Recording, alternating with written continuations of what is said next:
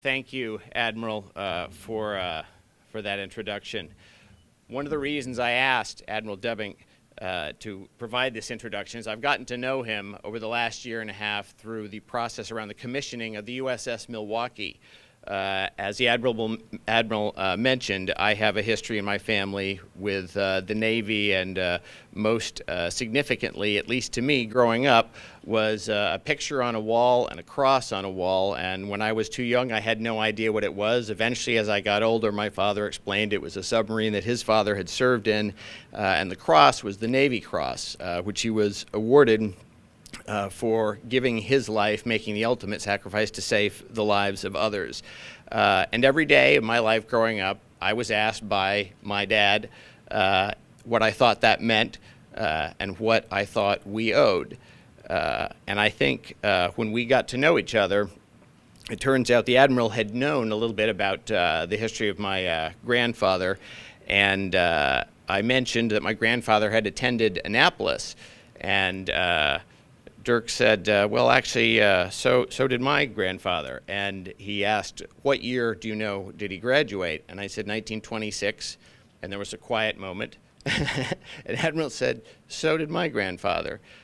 Interestingly, if you go look at yearbooks now from Annapolis, Abele isn't so far away from Debbink, and while I can't confirm, it is unlikely that they didn't know each other, but I just thought it was sort of an interesting connection. And obviously I have a special attachment to the Navy, but every branch of the service for over 2 centuries in this country has served for one reason and one reason alone: to protect an idea. And that idea is that a government of the people, by the people, for the people shall, to paraphrase Lincoln, not perish from the earth. Dirk and I and many people in this room and many people around the country are pretty passionate about that idea. So why bring it up now? Why bring this up in a State of the County address? The uniqueness of the American idea is never too simple and never too grandiose to remind people of as many times as we can. The notion that any American, regardless of their ethnic background, religion, the socioeconomic situation into which they're born, anyone who works hard, abides by the simple rules that govern us all, anyone can succeed as much as they want. That is unique and special, exquisite, and priceless. We talk a lot in America today about what the country owes us. We should. Allegiance to a nation demands belief in ideas and ideals that are worthy of it. America's ideals and ideas are. We don't talk enough about what those of us who are privileged to live here owe the country in which we live. Every single day that goes by, I wake up in the morning and I go to sleep at night thinking about how I can make Milwaukee County a better place to live. And not simply because I'm passionate about the community in which I live. Every single day that goes by, I think about 2 centuries, over 2 centuries of sacrifice on the part of those who've served and sacrificed protecting an idea that I'm incredibly privileged to be a part of. As an elected official serving in this country, I know I'm responsible to always strive hard to ensure a government that is worthy of that sacrifice. Right now, Congress has an approval rating of about 9%. For those of you not in polling, that's not good. The reason, however, is not because there aren't well-intended people in Congress. There are. The reason is what they spend, at least what we see them spending their time doing and what we see them spending their time not doing. The amount of energy that goes into who wins and who loses, who's the good guy, who's the bad guy, who gets credit, which team is which, and who gets press is altogether too much. The amount of time that goes into starting with the premise that we're all Americans, we all live in a country that's dedicated to that great idea, and we get things done a lot more effectively when we look for solutions does not get enough attention. Those who serve in the defense of this country are not, nor have they ever made their sacrifices for Democrats or Republicans. They're serving to protect an idea. Their sacred vow has been to protect something far, far bigger than our right to engage in partisanship. They're serving to protect our right to citizenship. So what does that mean? It means that while we should always encourage debate in society, that debate should always be predicated on the idea that we're all Americans and we all seeking one way or another to improve our country. We are far more effective as a society when we define ourselves by what we're for, not what we're against, and when we do that with civility and respect. We get much more done when, instead of looking for arguments and enemies, we look for allies and solutions. We can't simply let ourselves get paralyzed by problems and debates about what could go wrong. There's lots of opportunity. If that's what we did, we'd spend a lot of time talking and a lot of time listening, but not much time doing. We are far more effective citizens when we instead are inspired by possibilities and opportunities and we seek answers and solutions.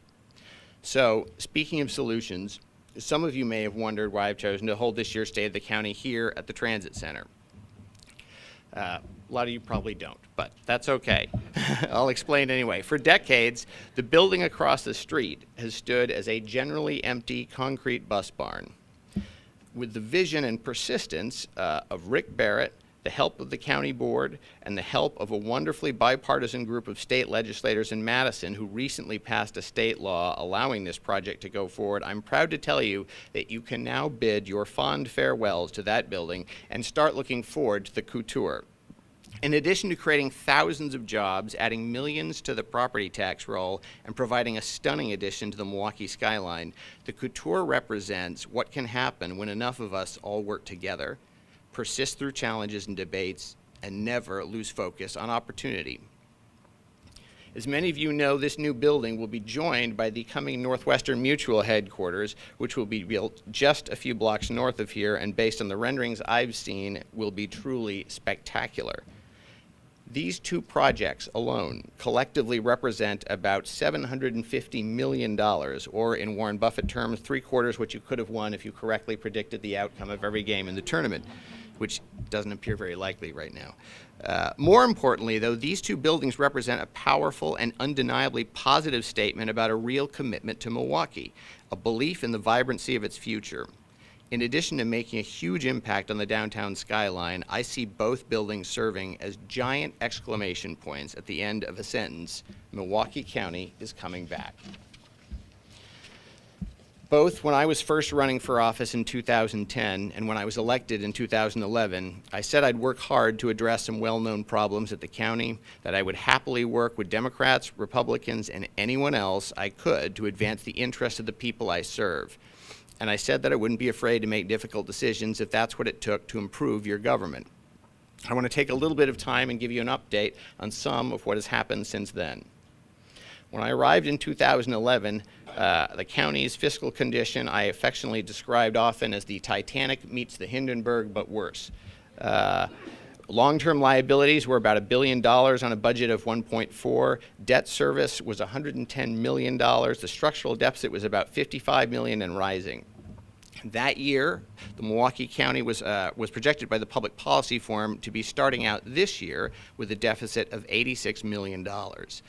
Years of this pattern prior had resulted in ever-deepening debt and declining service levels, and you all know it.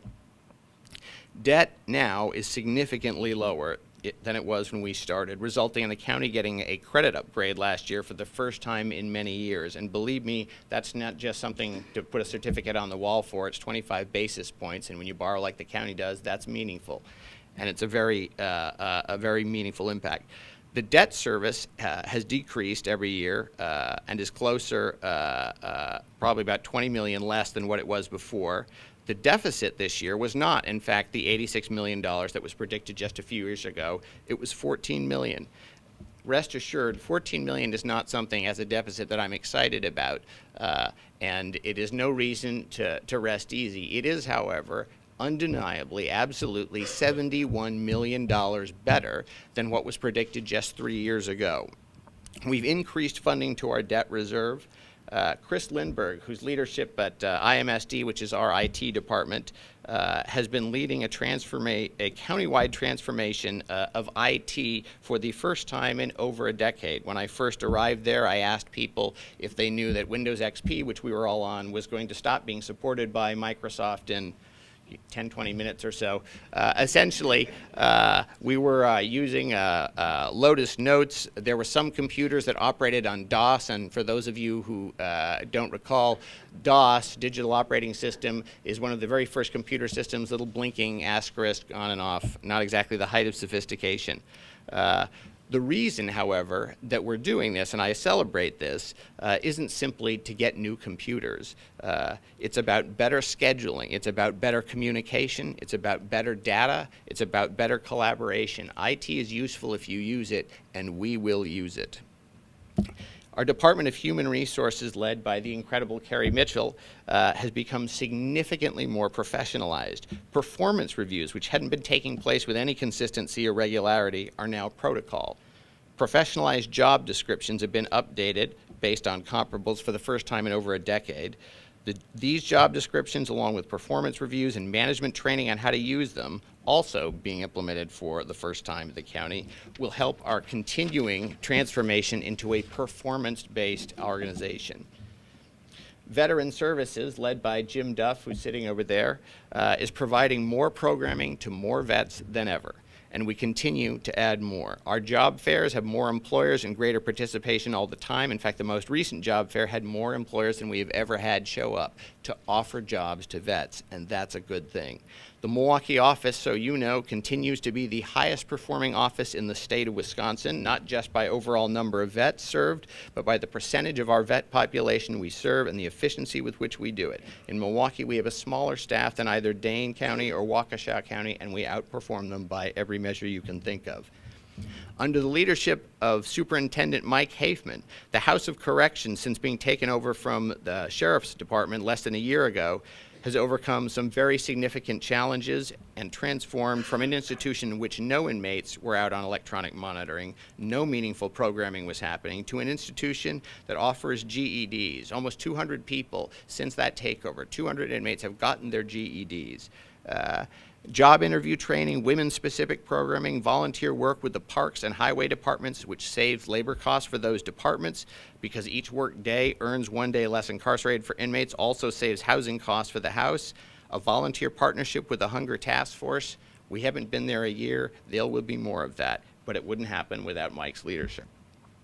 Child Support Services has achieved all-time records in the history of the department for 2 years in a row, with about 14 less staff than when I originally brought Jim Sullivan on to lead it, and Jim has done a phenomenal job. And what does that mean? That means in Milwaukee County, more single parents are receiving checks they are owed every month to help bring up children. And that means more children staying with a roof over their head, food in their mouths, more likely to attend and stay in school.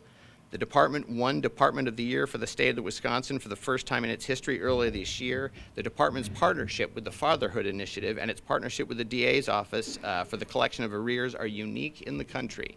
And again, that's starting with a smaller budget and fewer people.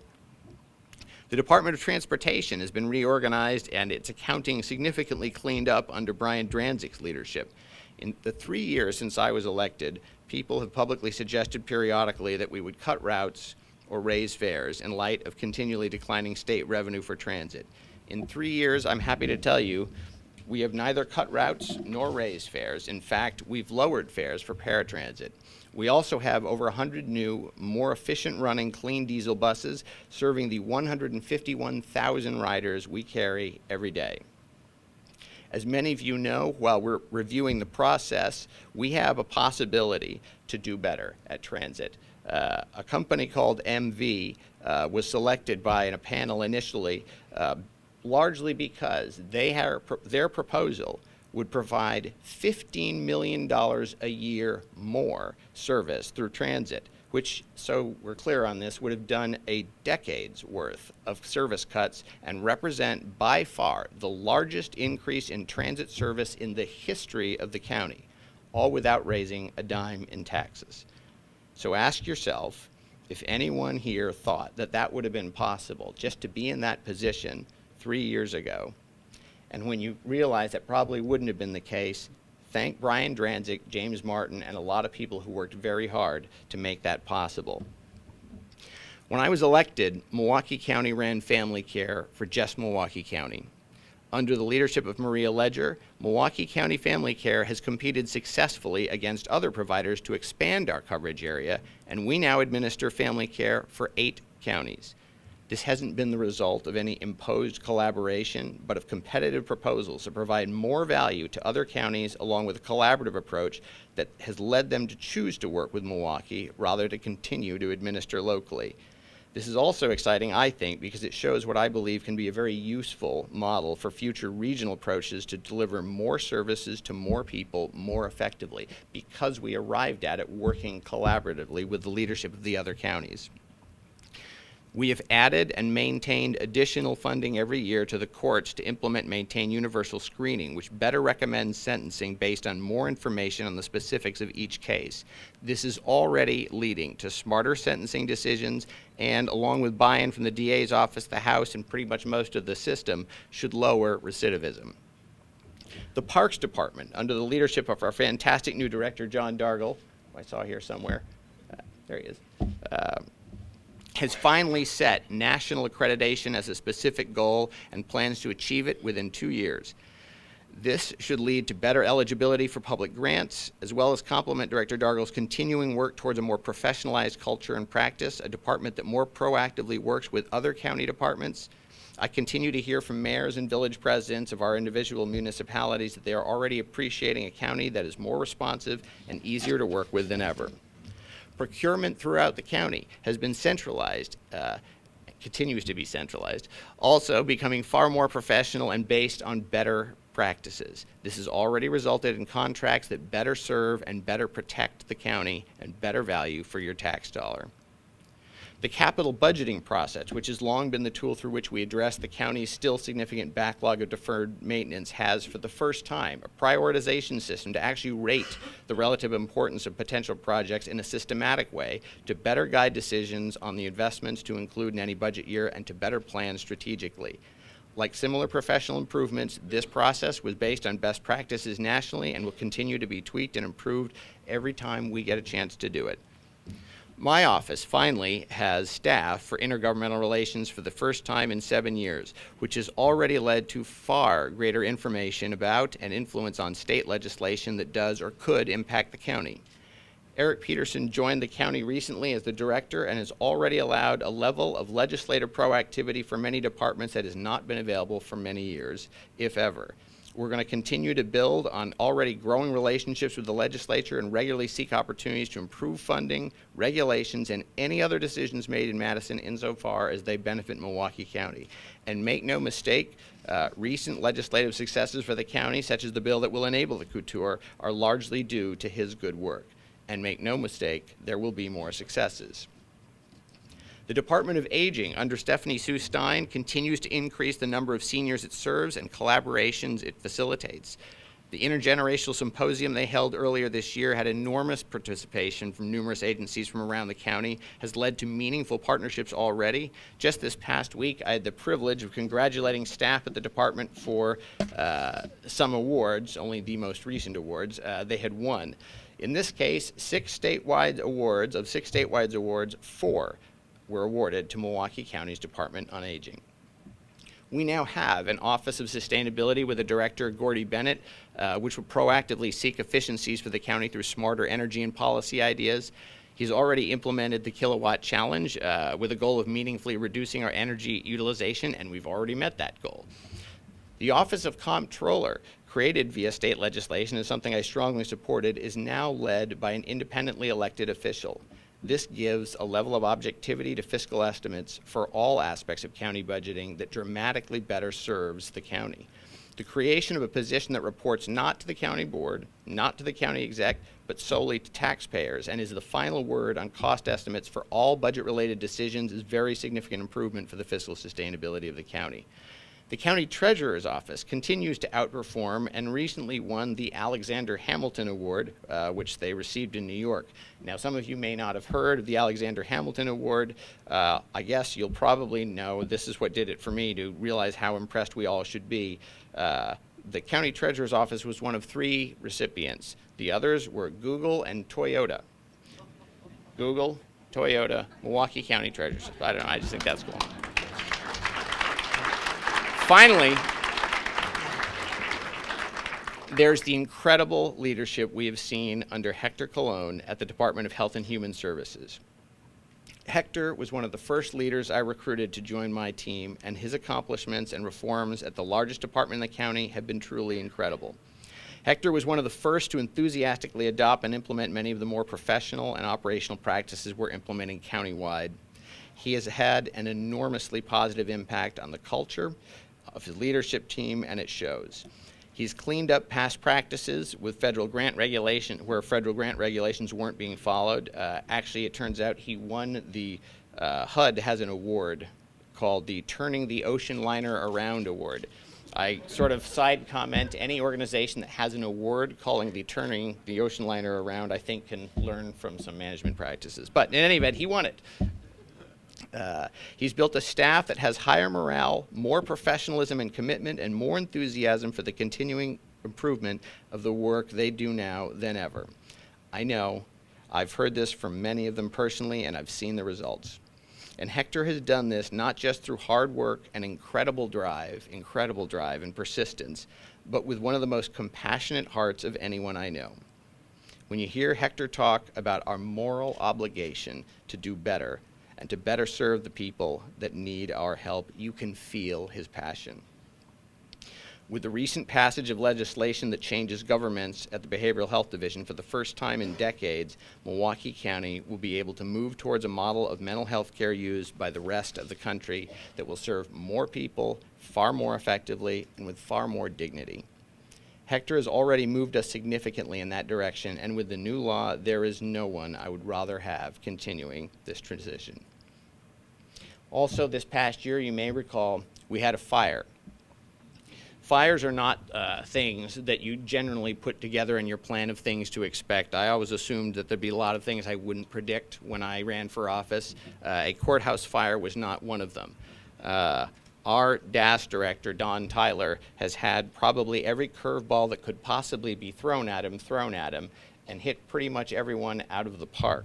The fact that almost 2 million square feet needed to be addressed and had people, thousands of people, almost 1,500 staff moved out.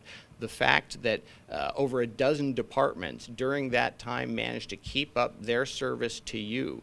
The fact that there were no injuries, 3 sets of generators, miles of cable, all while your government was still functioning, and the fact that it's not going to hit your tax bill, it is not going to mean your services will be lessened or that you'll be paying more, is something that didn't happen by accident. It happened because there's an incredible committed staff that spent a lot of time, and not always paid time, off time, volunteer time, very much un-air conditioned time in a very hot time of the city, and not because they were trying to prove a point, but because they care about what they do and they believe in public service, and we're all the beneficiaries of it. I know that I have an incredible staff, and I have the best staff that I've had in 3 years right now, and I'm incredibly, incredibly proud that I get to lead these guys. I know more about the county than I've ever known. I have better relationships at the city, at the state, at most institutions that we could collaborate than I've had, and I am just getting started. I've never felt more optimistic about the future of Milwaukee County. I have never felt more qualified to push, and I want to make a point that I've said this before, but I think it's worth saying again. I didn't run for county exec to make a marginal improvement. And I certainly didn't run because I wanted to maintain status quo.